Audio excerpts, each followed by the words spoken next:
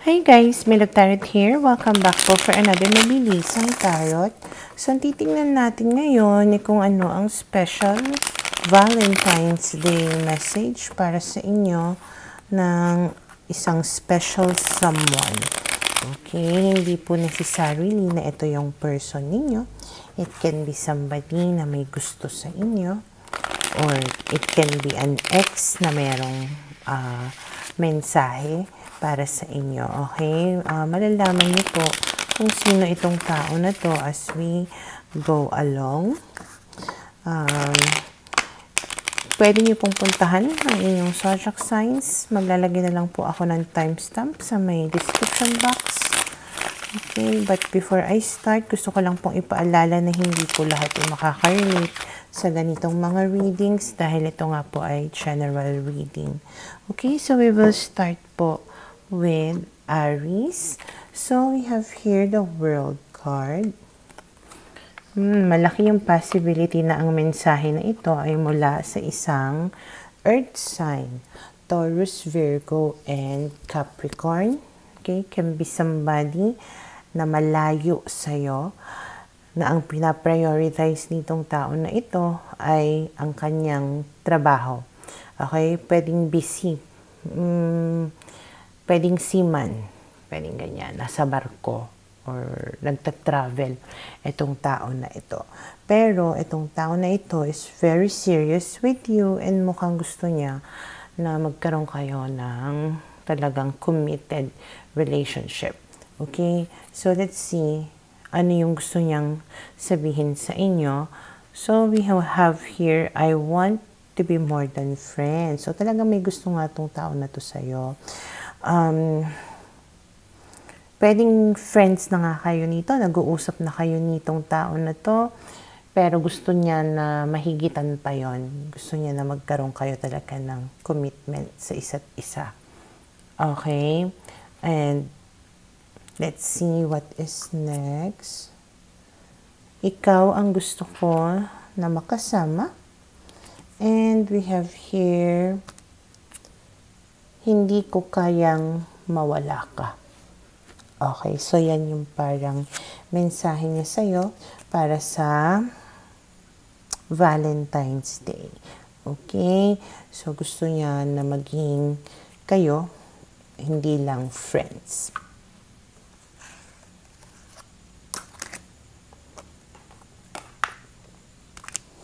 Para sa mga Taurus, we have here the Knight of Pentacles, the Devil, and we have here the Chariot. Malaki yung possibility na yung taong ito ay Capricorn. We also have here Virgo and Cancer.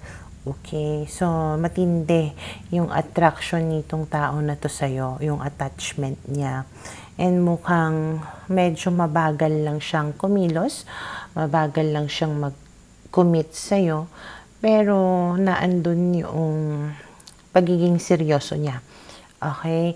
Nandun din yung kagustuhan niya na magkaroon ng progress or magandang patutunguhan yung relationship ninyo. It's just that masadyang mabagal lang talaga siyang gawin yung mga bagay-bagay na yun. Kaya wag mong isipin na ayaw kanya, wag mong isipin na hindi kanya ang tawag nito, na walang patutunguhan yung relasyon ninyo just because mabagal siya. Okay? And then let's see ano yung gusto niya na sabihin sa iyo. Let's see, we have here, my life is not together as it seems. Okay, so maybe isa yun sa nagiging factor kaya mabagal siyang kumilos. Maaaring may gusto pa siyang isaayos sa buhay niya. Okay? Pwedeng inaayos muna niya siguro yung career niya, yung family niya, ganyan, yung trabaho niya, yung finances niya. Kaya mabagal siyang kumilos. Okay? And then we have here, hindi ako karapat-dapat. Maybe right now, he or she feels that he or she is inadequate. May kulang pa nga. Hindi pa siya buo, may sinasaayos pa siya. And siguro gusto niya na once na mag-commit siya sa'yo, talagang yung meron na siyang napatunayan, may ibubuga, meron na siyang naipon, parang ganyan. Okay? And then we have here, maayos din ang lahat. So, umaasa siya na mapuput together niya, kumbaga, yung buhay niya at maisasaayos ang lahat in order nga to achieve yung gusto niya na maging successful yung relationship ninyong dalawa. Okay?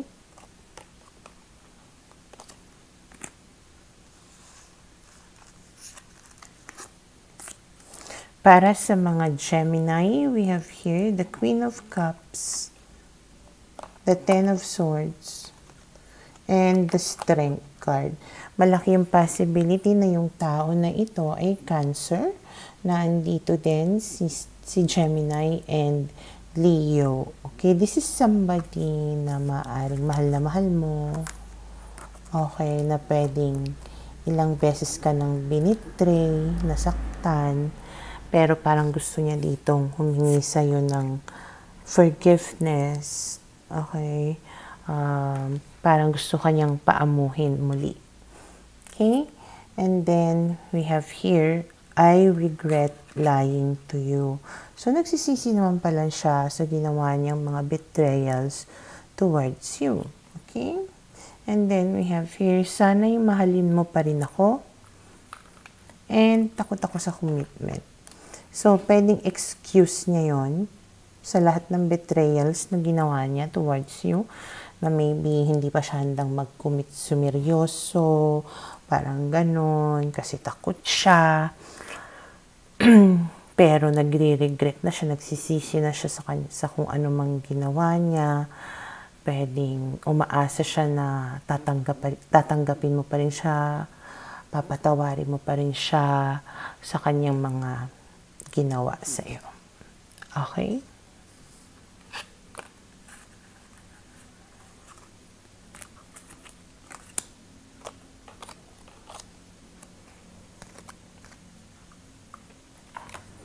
Para sa mga Cancer, we have here the Eight of Swords, the Sun, and we have here the Five of Pentacles. Malaki yung possibility na yung tao na ito ay fire sign, Aries, Leo, Sag, na andito rin si Gemini and Taurus. Okay? So, base sa mga barahan na to, this is somebody na inabandon na ka, iniwan ka or ginos ka before at talagang nahirapan ka, naging weak ka dahil sa tao na ito.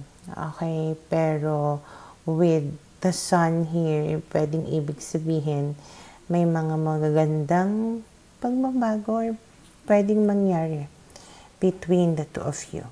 Okay? And then we have here, sometimes I stay awake thinking about you. So, naaalala ka pa rin niya hanggang ngayon. Pumapasok ka pa rin sa kanyang isipan. Maybe naaalala niya yung kung paano kanya inabandona or nilayuan. Okay? And then, we have here, wala kang katulad. Maybe, naiisip niya na yung magagandang mga qualities mo na i-compare ka na niya sa ibang tao at hinahanap-hanap niya itong mga qualities mo na ito. And we have here, wag ka sanang magbabago. And he or she is hoping na kung ano man itong mga magagandang qualities mo na nagustuhan niya, ay sana ganun ka pa din at hindi ka magbabago. Okay?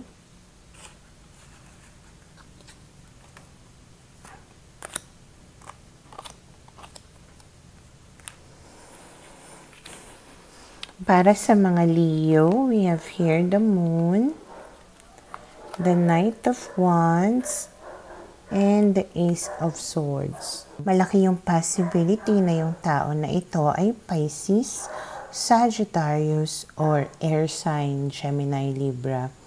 Aquarius. Okay? So, itong tao na ito maaring confused or naging confusing yung relationship ninyong dalawa. Malabo. Pwedeng walang commitment, walang label, ganyan. But, you both were having fun. Napaka-flirtatious nitong tao na to. He or she brings excitement into your life. Ganyan.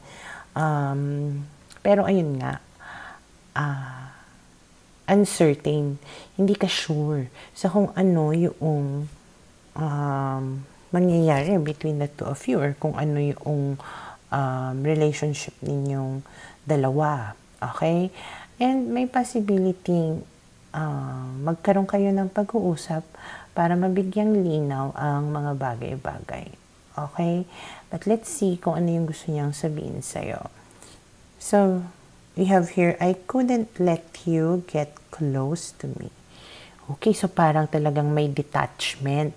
Merong emotional unavailability. Parang ayaw niyang ma-inlove ka. Ayaw niya rin na ma-inlove siya sa'yo. Okay? And then we have here, mahirap aminin ang pagkakamali, ang mali ko. So, pwedeng may ginawa ito sa'yo na hindi maganda. Pwede rin na siguro na take advantage ka itong tao na to at alam niya yon pero hindi niya maamin siguro. And then we have here, pagbigyan mo sana akong muli. So, parang umaasa siya siguro na once na nakipag-communicate siya with you at mabigyang linaw kung ano yung status ng relationship ninyo, ay pagbibigyan mo siya sa kung ano yung nangyayari pa siguro between the two of you or nangyari, basta whatever it is na mapag-uusapan ninyo, mapagbibigyan mo siya. Okay?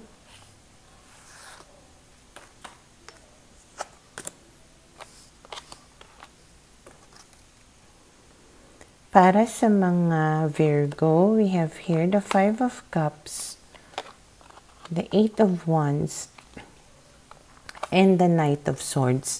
Malaki yung possibility na yung tao na ito ay Scorpio. We also have here Sagittarius. And we also have here Gemini. Okay, so this is somebody na pinagsisisihan niya na kung ano man yung ginawa niya sa'yo. Parang nagpadalos-dalos siya sa kung ano man yung nagawa niya. Okay? And pwedeng naging mabilis lang, saglit lang, or basta short period of time, or pwedeng mabilis yung naging desisyon siguro na maging kayo, mabilis yung desisyon rin na maghiwalay kayo. Basta something went very quickly in this relationship. Okay, parang nag-apura siguro kayong dalawa. Okay? And then, we have here, you and I were too young. So, maybe nung time na naging kayo or may nangyari sa inyong dalawa, sadyang mga bata pa talaga kayo. Hindi pa kayo handa talaga para sa isang serious relationship.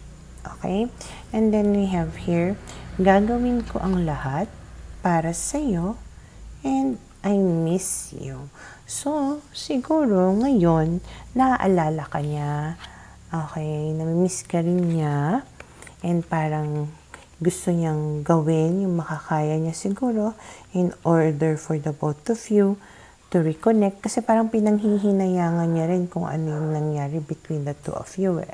And nandun din yung possibility na gusto niya makipag-communicate muli sa iyo. And mukhang decided naman siya to do whatever it is na kaya niya para sa iyo. Okay?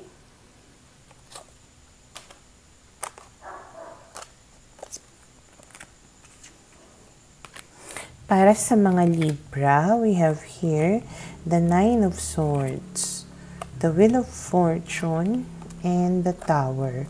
Malaki yung possibility na yung tao na ito ay fire sign, Aries, Leo, and Sagittarius.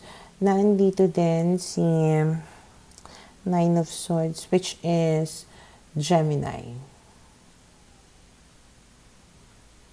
Okay? So, base sa mga barahan na to, naging disastrous itong connection ninyo. Okay? Talagang destructive. So, naghiwalay na kayo nitong tao na to. Pero, hindi kanya maalis sa kanyang isipan. Talagang iniisip kanya gabi-gabi. And with the Wheel of Fortune, maaaring meron itong gawin about it. Pwedeng magkaroon ng mga changes sa inyong connection. Okay? And then we have here, I am starting to understand our connection. So, maybe sa kakaisip niya, kaka-overthink niya about you, okay, pwedeng nasasagot yung mga katanungan sa isipan niya. Napapagtagpi-tagpi niya mga bagay-bagay. Nagkakaroon siya ng realization. And maybe naiintindihan na niya what it is na meron kayo at kung ano yung nangyari between the two of you. Okay? And then we have here, humahanga ako sa'yo. So, the more siguro na naiisip ka niya, the more na nare-realize niya yung mga magagandang qualities mo at parang mas humahanga siya doon. Okay? And then we have here, hindi pa ako handa para sa'yo. Siguro, itong sentence na to is more of kino-connect niya kung bakit naging disastrous yung relationship ninyong dalawa. Maybe at that time, hindi pa siya handa for someone like you. And he or she does not know that. Hindi niya maintindihan kung ano yung nangyari, kung bakit siya ganon yung mga pinaggagawa niya. Okay? Pero, ayun nga, sa kakaisip niya, finally, nagkakaroon na siya ng realization. Okay? And maybe itong humahanga ako sa'yo is parang na-appreciate niya na kahit na tipong napaka-immature niya noon, talagang hindi mo siya iniwan, inintindi mo siya. Okay? Kaya, hinahangaan ka niya. Okay?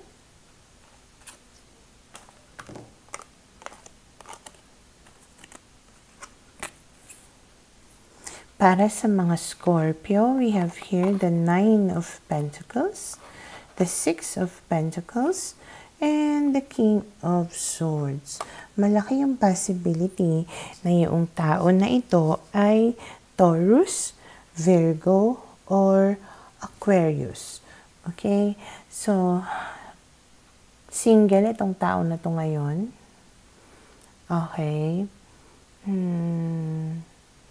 Itong tao na to parang bossy. May pagka-confident sa sarili. Napaka-secured niya. And magaling magsalita itong tao na ito. Kasi alam niya na kaya niyang panindigan yung salita niya. Okay, he or she can walk the talk. Sabi nga nila. Napaka-authoritative. Okay? So, ang downside lang nitong tao na to is napaka-hurtful din na magsalita. Okay?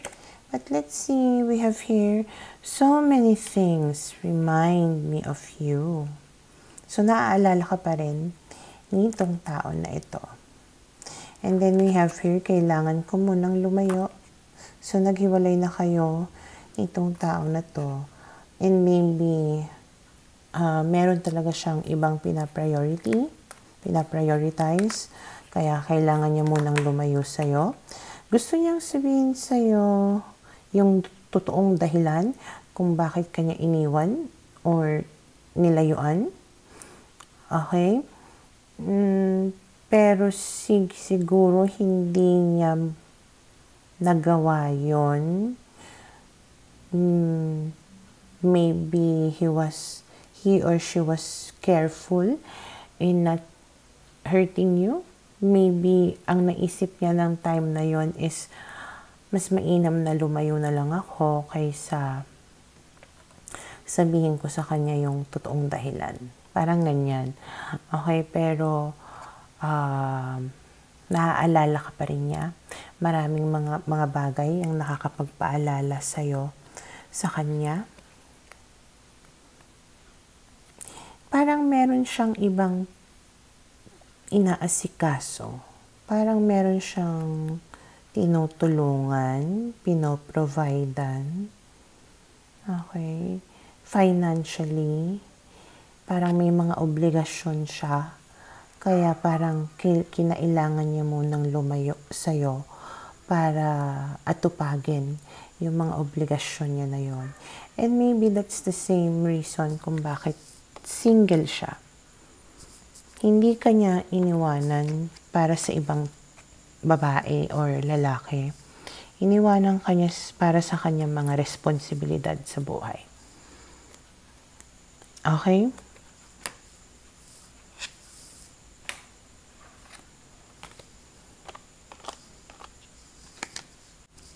Para sa mga Sagittarius, we have here the Hermit, the Four of Wands, and the Two of Cups. Malaki yung possibility na yung tao na ito ay Cancer. We also have here Aries, and we also have here Virgo. So, base sa mga barahan na to, this can be somebody na karelasyon mo na ngayon. Okay? Mahal nyo naman ang isa't isa. Pero hindi ko alam kung bakit nandito si Hermit. Nasadyang merong parang kalungkutan. Okay? And parang meron siyang nare-realize. But let's see ano yung message niya. We have here, I am becoming a better person. So maybe meron tong ginawa na hindi maganda. Or may ugali siya na hindi maganda, na binabago niya, na na-realize niya na kailangan niyang baguhin. Okay? And then we have here, gusto kitang makita. Pwedeng long distance relationship kayo. So, kaya hindi kayo masyadong nagkikita. Yeah. Siguro kaya din siya nalulungkot. Kasi syempre, mag-Valentine's Day, magkalayo kayo. Okay, hindi nyo masaselebrate together. Okay? And then we have here, akin ka lang. Okay, so may pagka-possessive, ano. Talagang gusto niya na sa kanya ka lang. Siya lang yung mahalin mo, the same way na mahal ka niya. Okay, na committed siya sa'yo. Gusto niya na maging masaya kayo sa relationship ninyo. Pero, ayun nga, maybe isa lang sa humahad lang sa inyo right now is the distance between the two of you. Maybe, isa rin sa reason why kung halimbawang nangibang bansa siya para magtrabaho is because he or she wants to become a better person. Okay? Na maybe umaasa siya na maintindihan mo kung ano yung current na sitwasyon. Okay?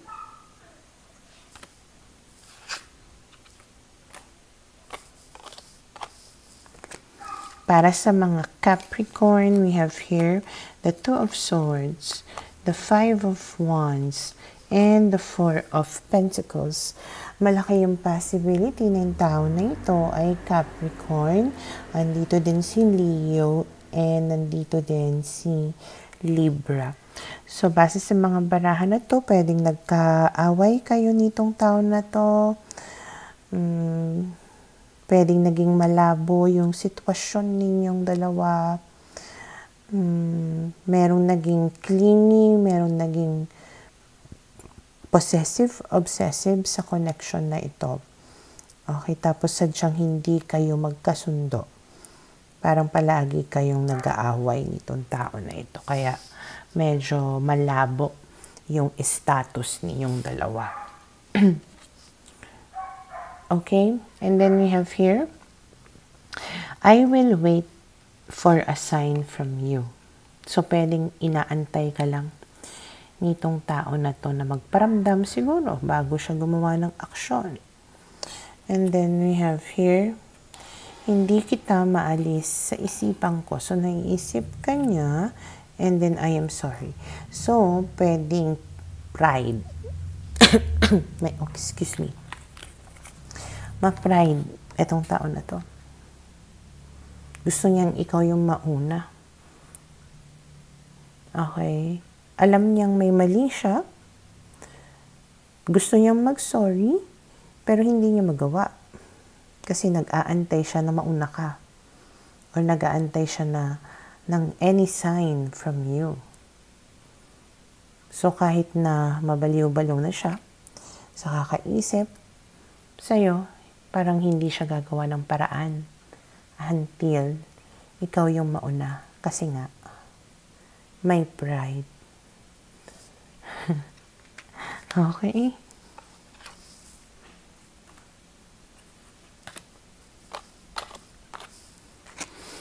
Para sa mga Aquarius, we have here the Page of Cups, the Five of Swords, and the Eight of Pentacles. Malaki yung possibility na yung tao na ito ay water sign, Cancer, Scorpio, Pisces. Nandito din si Aquarius and Virgo. So this can be somebody who is younger than you, somebody new in your life, pero pwedeng nagkaroon kayo ng issue nitong tao na to. Hindi kayo nagkaintindihan. Okay? Pero pwedeng you both are trying to work things out. Pwedeng nasa getting to know each other stage pa lang siguro kayo kasi bago-bago pa kayo. Kaya hindi nyo pa alam siguro on how to treat each other. Okay? Kinikilatis nyo pa kumbaga yung ugali ng isa't isa. Okay? Pero let's see, we have here, the timing just wasn't right for us. So, parang naudlot itong connection na ito. Maybe may, siguro nagkaroon na kayo ng connection before, but something happened. Somebody needed to walk away. Okay? And then we have here, magsimula tayong muli. So, ayun nga, you're both trying to work things out. To start all over again. And then we have here, hindi na ako kagaya ng dati. So, kung ano man yung nangyari sa inyo in the past, parang binabago niya yon at gusto niyang malaman mo yon. Pwedeng siguro before, napaka-dishonest nitong tao na to siguro sa'yo dati. Okay? Kaya parang palagi kayo nagka-conflict. Maybe immature pa talaga siya noon. Siguro mga bata-bata pa kayo noon. Kaya hindi pa perfect yung time. You both need to part ways. And then maybe nag-reach out siyang muli sa'yo. And then you are both trying to make it work this time. Okay?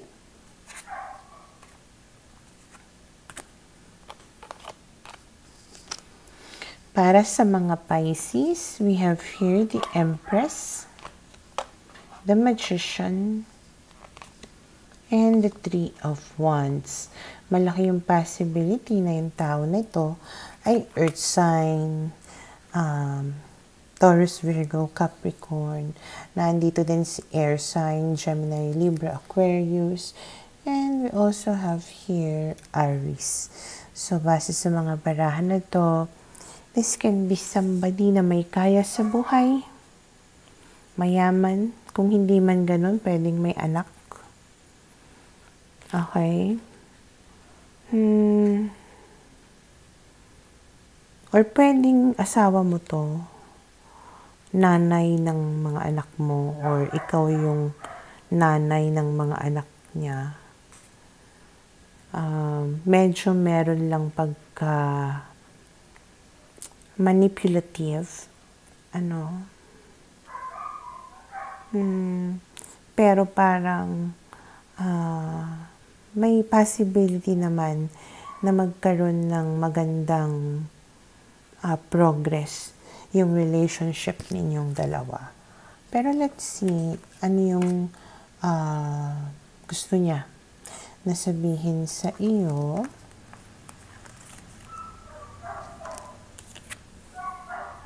We have here, I lost myself for a little while.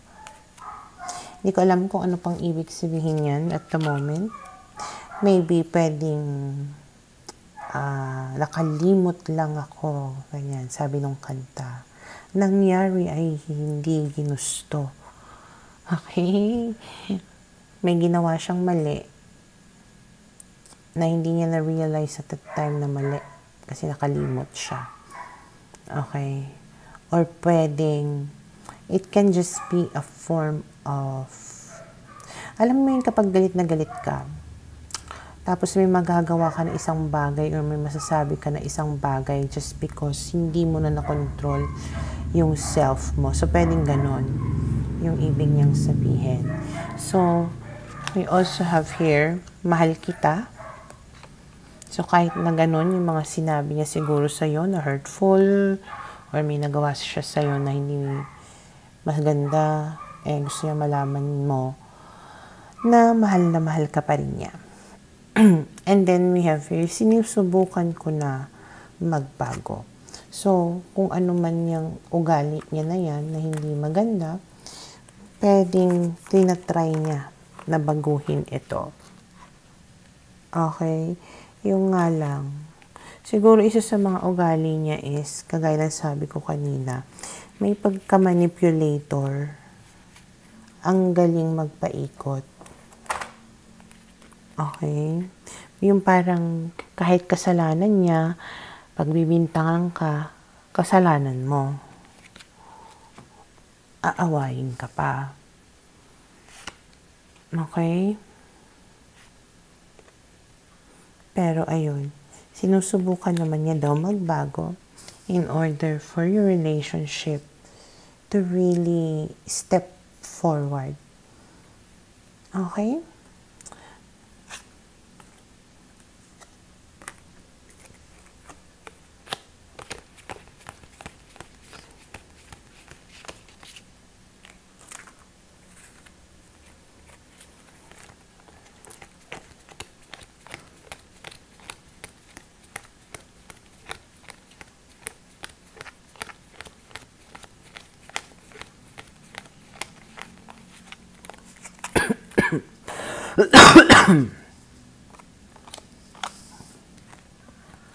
So, yun po yung nakikita ko na message sa inyo ng special someone para sa Valentine's Day.